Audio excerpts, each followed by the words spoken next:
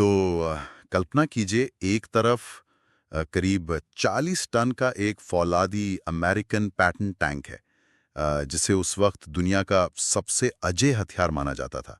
मतलब उसकी तोप का मुंह सीधा आपकी तरफ है और जब वो चलता है तो सचमुच जमीन कांपती है। बिल्कुल। और उसके ठीक सामने जो दृश्य है वो और भी हैरान करने वाला है। हाँ, एकदम। मतलब उसके ठीक सामने पंजाब के गन्ने के खेत में खड़ी एक साधारण सी कैनवस टॉप वाली खुली जीप। बस अब कागज पर देखा जाए तो ये कोई मुकाबला ही नहीं है। ये तो एक तरह से सीधे आत्महत्या करने जैसा है। सही कहा, कोई भी सामान्य रणनीतिकार यही कहेगा। है ना? लेकिन इतिहास गवाह है कि उस दिन लोहे के उन विशाल राक्षसों को हार माननी पड़ी थी। तो चलिए आज की इस गहन चर्चा की शुरुआत करते हैं। और मैं बता दूं कि यही वो ऐतिहासिक बिंदु है जहां से सैन्य इतिहास के सारे स्थापित सिद्धांत पलट जाते हैं। मतलब जब तकनीक, स्टील और जो गणितीय आंकड़ों का गुरूर होता है ना, वो सब एक इंसान की रणनीतिक समझ और इच्छा शक्ति के सामने टूट जाता है। बिल्कुल। और आज के हमारे इस विस्तृत विश्लेषण का मुख्य आधार है एक बहुत ही शानदार स्रोत, the pattern crusher, the valour of Abdul Hamid के कुछ ऐतिहासिक अंश। और हमारा लक्ष्य यहाँ सिर्फ एक युद्ध की शौर्य गाथा को दोहराना नहीं है। जी बिल्कुल। हमें इसकी गहराई में जाना है। हाँ, मतलब हम ये समझने की कोशिश करेंगे कि तकनीकी रूप से ये जो असंभव सी लगने वाली जीत थी, ये आखिर हासिल कैसे की गई। एक छोटी सी जीप ने उस दौर के सबसे आधुनिक टैंकों को कैसे नष्ट किया। ये समझना बहुत जरूरी है। हाँ। और सबसे महत्वपूर्ण बात जो हम इस चर्चा से निकालेंगे वो ये है कि आज के इस दौर में जहां युद्ध के मायने पूरी तरह से बदल चुके हैं, ये घटना युवा पीढ़ी के लिए आधुनिक देशभक्ति और निस्वार्थ सेवा की क्या परिभाषा तय करती है। हाँ, और इस पूरी घटना की गहराई को समझने के लिए ना हमें सबसे पहले 1965 के उस सामरिक भूगोल को समझना होगा। मतलब हम बात कर रहे हैं पंजाब के खेमकरण सेक्टर की। खेमकरण सेक्टर। हाँ, तो देखिए ये वो समय था जब भारतीय सेना कश्मीर में दुश्मन के दबाव को कम करने के लिए पंजाब की तरफ से एक नया मोर्चा खोल चुकी थी। और इसके जवाब में दुश्मन देश ने अपना सबसे बड़ा तुरुप का पत्ता चल दिया था। और वो तुरुप का पत्ता था उनका फर्स्ट आर्मर्ड डिवीजन, है ना? एकदम सही, फर्स्ट आर्मर्ड डिवीजन, जिसे उस वक्त एशिया के सबसे ताकतवर टैंक यूनिट माना जाता था। बाप रे। और इसी डिवीजन के पास वो मशहूर पैटर्न टैंक थे। स्रोत भी बताते हैं कि इन टैंकों को लेकर उन्हें बहुत ज्यादा घमंड था। लेकिन मैं यहाँ थोड़ा रुकना चाहूंगा। जी कहिए। मतलब ये जो पैटर्न टैंक थे ये इतने खास क्यों थे? देखिए टैंक तो टैंक होता है ना। 1965 में ऐसा क्या था जो इन्हें इतना खौफनाक बनाता था? इसे ऐसे समझिए कि M48 पैटर्न उस समय के सैन्य इंजीनियरिंग का एकदम चरम था। मतलब अल्टीमेट मशीन। इसका जो कवच था, यानी जो स्टील की बाहरी परत होती है, वो इतनी मोटी और विशेष रूप से डिजाइन की गई थी कि उस समय के अधिकांश एंटी टैंक तोपें इसके सामने बिल्कुल बेअसर थीं। अच्छा, तो मतलब हमारे गोले उनका कुछ नहीं बिगाड़ सकते थे। हाँ, मतलब गोले इसके कवच से टकराकर बस छिटक जाते थे। और इसके अलावा इसमें एक 90 मिलीमीटर की बहुत भारी तोप लगी थी। और जो सबसे बड़ी बात थी, इसमें इंफ्रारेड और उन्नत रेंज फाइंडर जैसी नई तकनीकें थीं। अरे वाह। जी, ये चलते हुए भी एकदम सटीक निशाना लगा सकता था। ये मूल रूप से यूरोप के जो खुले मैदान होते हैं ना, हाँ। वहाँ सोवियत सेना से लड़ने के लिए अमेरिकी सेना द्वारा बनाया गया था। तो स्थिति ये थी कि दुश्मन एक ऐसा हथियार लेके आ रहा था जो हमारी तत्कालीन रक्षा प्रणालियों के हिसाब से लगभग अभेद्य था। मतलब हम उसे रोक नहीं सकते थे। बिल्कुल, वो एक तरह से डेविड और गोलियत वाली स्थिति थी। हाँ वही। और अगर सामरिक दृष्टि से देखें तो खेमकरण का ये जो इलाका है ये एकदम समतल है। अगर यहाँ ये टैंक नहीं रुकते तो इसका सीधा मतलब था कि वो ग्रैंड ट्रंक रोड यानी जीटी रोड तक आसानी से पहुंच जाते। हाँ, और वहां से सीधा दिल्ली। बाप रे। मतलब भूगोल और इतिहास दोनों का नक्शा बदल सकता था उस एक दिन में। एकदम सही कहा आपने। देखिए, ये केवल कोई साधारण सीमा विवाद नहीं था। ये देश के अस्तित्व पर मंडराता एक सीधा और बहुत बड़ा खतरा था। स्थिति की गंभीरता का अंदाजा आप इसी बात से लगा सकते हैं कि भारतीय सेना की कुछ टुकड़ियों को भारी नुकसान के कारण उस मोर्चे से पीछे हटना पड़ा था। हालात बहुत खराब थे। हाँ, लेकिन इसी मोर्चे पर मजबूती से तैनात थी 4 ग्रेनेडियर्स की बटालियन। और इसी बटालियन में थे कंपनी क्वार्टर मास्टर हवलदार अब्दुल हमीद। और यहीं से इस कहानी में वो अजीबोगरीब मोड़ आता है, क्योंकि जब मैंने स्रोत पढ़े तो मैं सच में हैरान रह गया। मतलब हमीद के पास इन 40 टन के राक्षसों से लड़ने के लिए आखिर था क्या? बहुत ही कम संसाधन थे उनके पास। वही तो, कोई दूसरा भारी टैंक नहीं था, कोई हवाई मदद नहीं थी ऊपर से। उनके पास थी सिर्फ एक रिकॉइललेस गन, जिसे बस एक जीप पर माउंट किया गया था। रुकी, ये बात मेरी समझ से थोड़ी बाहर है। क्या बात? देखिए, अगर गन्ने का खेत एक जीप को छुपा भी ले तो वो 40 टन का भारी भरकम टैंक तो उस पूरे खेत को और उस जीप को बस एक सेकंड में रौंद सकता है ना। फिर एक साधारण सी जीप एक टैंक के सामने सरवाइव कैसे कर सकती है? ये एक बहुत ही तार्किक सवाल है और इसका जवाब उस रिकॉइल्स गन या जिसे हम RCL कहते हैं उसकी भौतिकी में छिपा है। अच्छा, कैसे? देखिए, दिखने में ये एक बहुत ही साधारण सी तोप लगती है जो जीप के पिछले हिस्से पर लगी है। अब आप सोचेंगे कि जब कोई तोप गोला दागती है तो वो पीछे की तरफ एक बहुत भारी झटका मारती है जिसे हम रिकॉइल कहते हैं। हाँ बिल्कुल, न्यूटन का तीसरा नियम। मतलब हर क्रिया की समान और विपरीत प्रतिक्रिया होती है। तो एक छोटी जीप इतनी बड़ी तोप का झटका कैसे सह सकती है? जीप को तो तुरंत पलट जाना चाहिए। यही तो इसकी सबसे बड़ी खासियत है। इसे रिकॉइललेस इसीलिए कहते हैं क्योंकि इसके पिछले हिस्से से एक बहुत बड़ा धमाका और गैसों का गुबार बाहर निकलता है। ओहो। हाँ, जो आगे जाने वाले गोले के झटके को पूरी तरह से संतुलित कर देता है। इसलिए आपकी जीभ अपनी जगह पर एकदम स्थिर रहती है। कमाल की तकनीक है। हाँ, लेकिन असली जादू उस गन में नहीं बल्कि उस गोले में था जो इस्तेमाल हो रहा था। हमीद कोई साधारण लोहे का गोला नहीं दाग रहे थे, वो हीट राउंड का इस्तेमाल कर रहे थे। हीट यानी high explosive anti tank round. Heat round, ये सामान्य गोलों से कैसे अलग होता है? मैंने इसके बारे में ज्यादा सुना नहीं है। देखिए, जो सामान्य गोले होते हैं ना, वो गति और वजन के दम पर दुश्मन का कवच तोड़ते हैं, एक तरह से भारी चोट पहुंचाकर। लेकिन ये जो हीट राउंड होता है, ये एक शेप्ड चार्ज तकनीक का इस्तेमाल करता है। शेप चार्ज, ये क्या करता है? जब ये गोला टैंक के कवच से टकराता है तो ये फटकर पिघले हुए तांबे की एक बेहद पतली और अत्यधिक गर्म धार बनाता है, एक जेट की तरह। बाकरे, पिघला हुआ तांबा? और ये पिघली हुई धातु की धार सुपरसोनिक गति से उस टैंक के मोटे स्टील को मक्खन की तरह चीरते हुए सीधा अंदर घुस जाती है और फिर अंदर मौजूद गोला बारूद या जो ईंधन होता है उसमें भयंकर आग लगा देती है। तो मतलब ये केवल आकार या वजन की लड़ाई नहीं थी, ये कोई साधारण गोली या गोला नहीं था, ये तो एक तरह का पिघला हुआ तीर था जो पैटन टैंक के सबसे मजबूत कवच को भी भेद सकता था, बशर्ते निशाना बिल्कुल सटीक हो। बिल्कुल, सटीकता बहुत जरूरी थी। लेकिन यहाँ एक बहुत बड़ी सामरिक समस्या भी थी। वो क्या? देखिए, RCL गन टैंक का कवच तो भेद सकती थी, लेकिन उसकी मारक क्षमता यानी जो उसकी रेंज थी वो बहुत कम थी। अच्छा, कितनी कम? मतलब एक पैटन टैंक 2 से 3 किलोमीटर दूर से ही सटीक निशाना लगा सकता था, लेकिन हमीद की गन को असरदार होने के लिए उस टैंक के बहुत करीब आना जरूरी था, लगभग 400 से 500 गज के दायरे में। क्या? सिर्फ 500 गज? ये तो रोंगटे खड़े कर देने वाला है। बिल्कुल। मतलब आपको एक ऐसे लोहे के राक्षस के इतने करीब जाना है जो आपको मीलों दूर से देख सकता है और नष्ट कर सकता है। यहाँ स्रोत एक बहुत ही दिलचस्प भौगोलिक विवरण देते हैं पंजाब के गन्ने के खेत। हाँ, और यही वो जगह है जहाँ इलाके की जो समझ है ना, वो बड़ी बड़ी तकनीक पर भारी पड़ती है।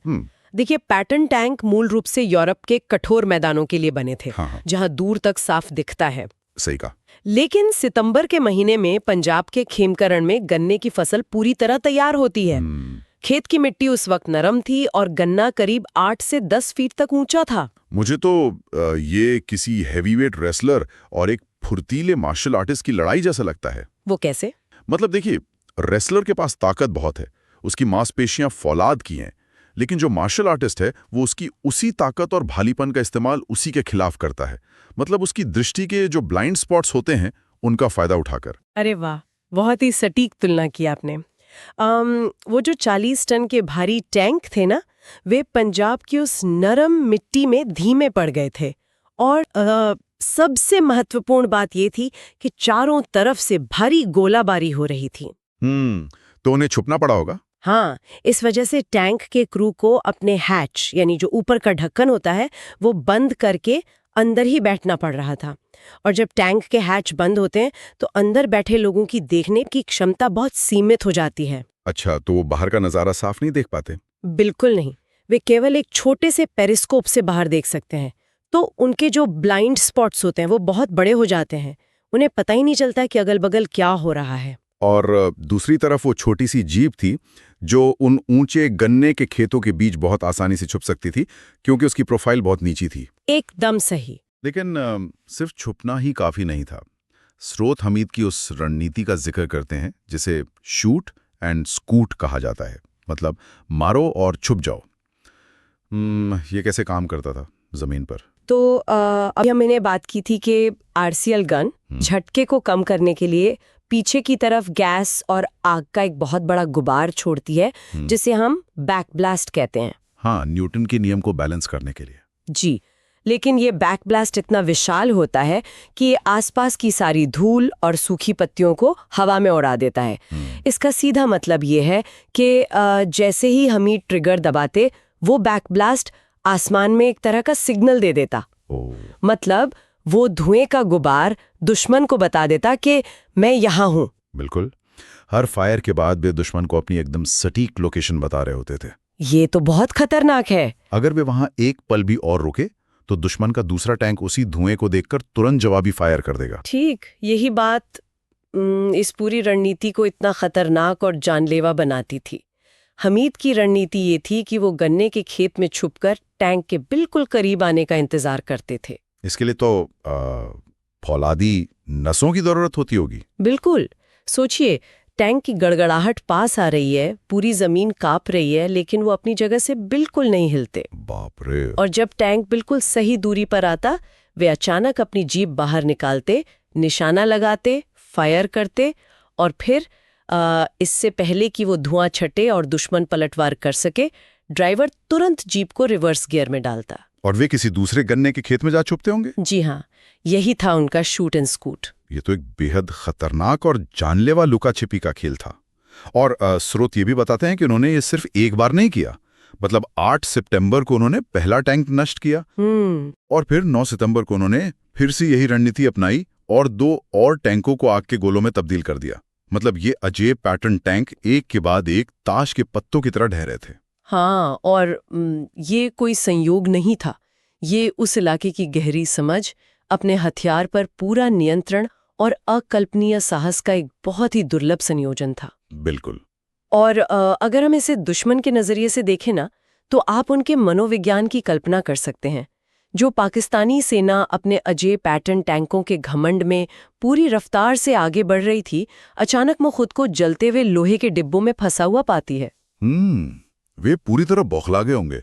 मतलब उन्हें शायद लग रहा होगा कि भारतीय सेना के पास कोई बहुत बड़ा कोई नया एंटी टैंक हथियारों का जखीरा आ गया है। हाँ, या कोई बहुत बड़ी अदृश्य फौज है जो उन पर हमला कर रही है। बिल्कुल, उन्हें अंदाजा भी नहीं होगा कि ये इतनी बड़ी तबाही सिर्फ एक इंसान, एक खुली जीप और एक गन मचा रही है। मनोवैज्ञानिक रूप से देखा जाए तो ये हमारी एक बहुत बड़ी जीत थी। एकदम। जब दुश्मन के दिमाग में ये खौफ बैठ जाता है ना कि उसका सबसे मजबूत हथियार भी उसे अब बचा नहीं सकता, तो उसका मनोबल वहीं टूट जाता है। और यही कारण है कि खेमकरन के उस इलाके को बाद में असल उत्तर का युद्ध और पैटर्न नगर कहा जाने लगा। पैटर्न नगर? हाँ, मतलब पैटर्न टैंकों का कब्रिस्तान। क्या बात है। लेकिन ये कहानी का सिर्फ एक पहलू है। हम सब जानते हैं कि युद्ध की एक बहुत ही निर्मम सच्चाई भी होती है। आप कितनी भी बेहतरीन रणनीति क्यों ना बना लें, शूट एंड स्कूट का ये खतरनाक खेल आप हमेशा नहीं खेल सकते। किस्मत कभी ना कभी साथ छोड़ ही देती है। जी, 10 सितंबर का वो दिन, मेरा मतलब है 10 सितंबर का वो दिन जब ये लड़ाई अपने एकदम चरम पर थी। जी हाँ, 10 सितंबर को दुश्मन ने एक बहुत बड़ा हमला बोला। हमीद ने फिर से अपनी उसी पुरानी रणनीति का इस्तेमाल करते हुए एक और टैंक को नष्ट कर दिया। बहुत खूब। लेकिन अब दुश्मन भी पूरी तरह सतर्क हो चुका था। उन्हें भी इस लुका छिपी के तरीके का थोड़ा अंदाजा होने लगा था। स्रोत उस अंतिम क्षण का बहुत ही स्पष्ट और भावुक विवरण देते हैं। हाँ, मैंने पढ़ा वो। जब हमीद अपनी जीप को एक और गन्ने के खेत से बाहर ला रहे थे, तब उनका सामना सीधा दुश्मन के एक पैटर्न टैंक से हो गया। आमने सामने। बिल्कुल। दोनों एक दूसरे की नजरों के ठीक सामने थे। कोई कवर नहीं, छुपने की कोई जगह नहीं, बस एक खुली जीप और एक विशालकाय टैंक। उस क्षण ना कोई भी आम इंसान अपनी जान बचाने के लिए जीप से कूदकर भाग सकता था। प्राकृतिक वृत्ति तो यही कहती है। हाँ, लेकिन हमीद ने पीछे हटने के बजाय अपने हथियार को लोड किया और निशाना साधा, और दूसरी तरफ पैटर्न टैंक के गनर ने भी अपनी 90 mm की तोप का रुख सीधा उस जीप की तरफ कर दिया था। और फिर वो हुआ जिसे सुनकर सच में एक अजीब सी खामोशी छा जाती है। दोनों ने लगभग एक ही समय पर फायर किया। हमीद का गोला सीधा उस पैटर्न टैंक पर लगा और उसे पूरी तरह नष्ट कर दिया।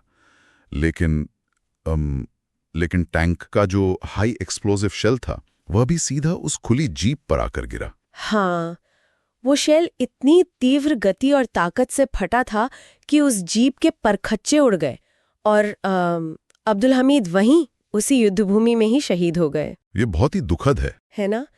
लेकिन मरने से पहले वो अपना काम कर चुके थे।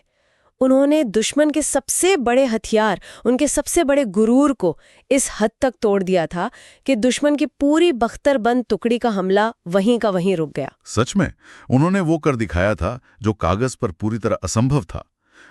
भारत वो लड़ाई जीत सका, और इसका एक बहुत बड़ा श्रेय उस एक इंसान की अकल्पनीय रणनीति और कर्तव्य के प्रति उनके पूर्ण समर्पण को जाता है। बिल्कुल। और इसी सर्वोच्च बलिदान के लिए मरणोपरांत उन्हें भारत का सर्वोच्च वीरता पुरस्कार परमवीर चक्र प्रदान किया गया। और ये पुरस्कार केवल उनके द्वारा नष्ट किए गए टैंकों की गिनती के लिए नहीं था। ये उस भयानक परिस्थिति में दिखाए गए उनके उस मानसिक संतुलन और धैर्य के लिए था, जिसने सामरिक रूप से हारी हुई बाजी को पूरी तरह पलट दिया था।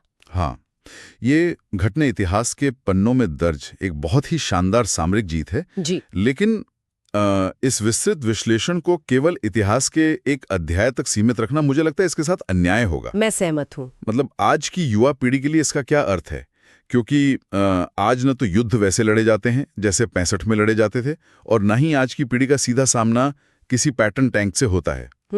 तो ये घटना आधुनिक समय में देशभक्ति की क्या परिभाषा तय करती है? ये एक बहुत ही अहम सवाल है, क्योंकि अक्सर हम देखते हैं कि आज के दौर में देशभक्ति का अर्थ सिर्फ सोशल मीडिया पर कुछ नारे लिखना या डीपी बदलने तक सीमित रह गया है। ये एक बहुत ही प्रासंगिक विश्लेषण है। देखिए, अगर हम इस ऐतिहासिक घटना के मूल सिद्धांत को समझें तो ये केवल सीमा पर लड़े जाने वाले युद्ध के बारे में नहीं है। तो फिर ये किस बारे में है? ये असमित युद्ध, या जिसे हम एसिमेट्रिकल वॉरफेयर कहते हैं, उसका एक क्लासिक उदाहरण है। मतलब जहां दोनों पक्षों की ताकत बराबर नहीं होती। एकदम सही। जहां एक पक्ष के पास संसाधन बहुत कम है, लेकिन वो अपनी दृढ़ इच्छा शक्ति और इलाके की समझ से एक भारी भरकम चुनौती को हरा देता है। आधुनिक पीढ़ी के लिए ये जो पैटर्न टैंक है ना, ये सिर्फ लोहे की मशीनें नहीं है। ये हमारे समाज की वे विशालकाय चुनौतियां हो सकती हैं जो हमें अजेय लगती हैं। अच्छा, मतलब कोई ऐसा सिस्टम जो बहुत जटिल और भ्रष्ट हो, या कोई ऐसा लक्ष्य जो संसाधनों की कमी के कारण हमें बिल्कुल असंभव लगता हो। हाँ, बिल्कुल वही। क्योंकि अक्सर हम ये सोचकर हार मान लेते हैं कि यार हमारे पास तो इतने साधन ही नहीं है, हम अकेले क्या कर सकते हैं। जी, और हमीद की कहानी हमें यही सिखाती है कि आप ये शिकायत नहीं कर सकते कि आपके पास सबसे बेहतरीन टैंक नहीं है। जो है जैसा है, चाहे वो एक खुली जीप ही क्यों ना हो, अगर आप उसका अधिकतम और सबसे चतुर इस्तेमाल करना जानते हैं तो आप किसी भी बड़ी चुनौती को हरा सकते हैं। बहुत सही कहा आपने। युवा पीढ़ी के लिए देशभक्ति का आधुनिक अर्थ यही है, अपने कार्य के प्रति पूर्ण समर्पण, अपनी सीमाओं को ही अपनी ताकत बनाना, और जब जरूरत पड़े तो किसी बड़े उद्देश्य के लिए निस्वार्थ भाव से खड़े रहना। ये सच में बहुत ही गहरा विचार है कि शहादत सिर्फ एक जीवन का अंत नहीं है, बल्कि वो एक विचार का जन्म है। मतलब जब कोई सैनिक अपना सर्वस्व न्यौछावर करता है तो वो पूरे देश को एक सूत्र में बांधने का काम करता है। वो ये साबित करता है कि इंसान की ताकत उसके कारखानों में बने हथियारों में नहीं, बल्कि उसके इरादों की भट्ठी में होती है। बिल्कुल। जब इरादे लोहे से ज्यादा मजबूत हों तो लोहे को भी पिघलना ही पड़ता है। ठीक वैसे ही जैसे उन हीट राउंड्स ने उन घमंडी पैटर्न टैंकों के साथ किया था। और यही बात इस पूरे विश्लेषण का असली सार है। देखिए, तकनीक बदल सकती है, हथियारों का स्वरूप समय के साथ बदल सकता है, लेकिन जो मानव मस्तिष्क की रणनीतिक क्षमता है और जो उसका अदम्य साहस है, उसका कोई विकल्प नहीं है। बिल्कुल कोई विकल्प नहीं है। तो इस चर्चा को समेटते हुए मैं श्रुत की एक बेहद भावुक और शक्तिशाली पंक्ति का उल्लेख करना चाहूँगा, जो पढ़ने के बाद मन में हमेशा के लिए बस जाती है। जी बताइए। जब भी तिरंगा हवा में लहराए तो याद रखना, उस तिरंगे को हवा नहीं, शहीदों की सांसें लहराती हैं, और उन सांसों में एक नाम हमेशा रहेगा, अब्दुल हमीद। ये पंक्ति अपने आप में एक पूरा ग्रंथ है। ये हमें बार बार याद दिलाती है कि हम जिस सुरक्षा और स्वतंत्रता के आवरण में आज चैन की सांस ले रहे हैं ना, उसकी नींव में उन अनगिनत बलिदानों की ईंटें लगी हैं, जिन्हें कभी भी भुलाया नहीं जाना चाहिए। बिल्कुल सही कहा।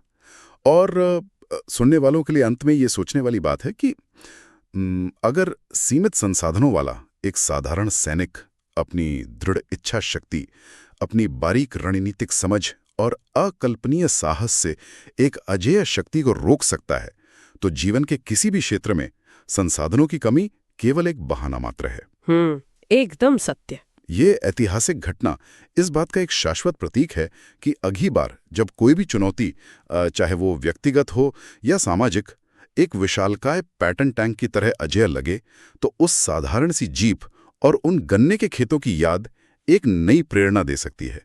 ये साबित करने के लिए कि इतिहास अक्सर उनके द्वारा लिखा जाता है जो असंभव को चुनौती देने का साहस रखते हैं। बहुत ही उम्दा विचार है। धन्यवाद। तो ये थी हमारी आज की गहन चर्चा। जुड़े रहने के लिए शुक्रिया।